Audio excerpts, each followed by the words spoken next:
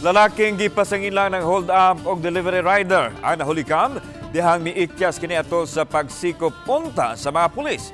Pag-ikyas nahulikam ang report ni Femari Dumabok.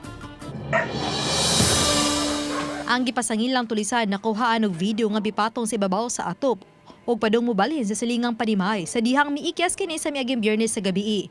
Nakaikyas ang suspetsado nga giila sa Talisay City Police nga si Carl Patrick Ando, 32 anyos, mulupyo sa Barangay Bulacau kinsa napasakaan na og kasong robbery karong hapon.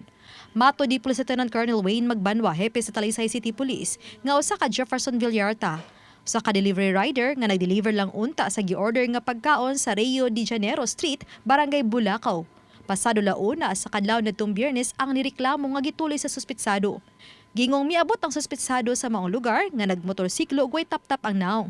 Gikuha unta ang pagkaon bisan wala pa kabayad ug mibahad. Apan nabawi sa biktima ang pagkaon. Apan ang cellphone na hinuon sa biktima ang gikuha sa suspetsado dayon sibat.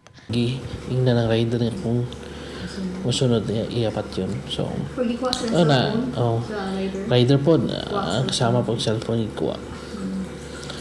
Ato naman na-identify. Samtang gitubok usabang suspetsado nga responsable sa mga kawat sa mga manok sa ilang barangay. Samtang ipasangilan usabang kapuyo sa suspetsado nga maoy nagpaikya sa suspek nga padayon karong gatago-tago. Tungod niini posibleng pasakad og reklamong obstruction of justice ang kapuyo sa suspek. Singinlan po siya nga sugaron mo gining pinatawanan.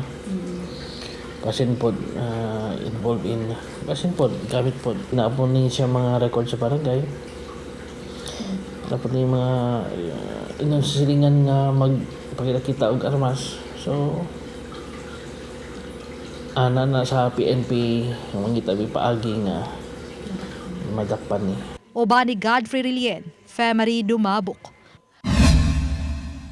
Balitang Bisdak.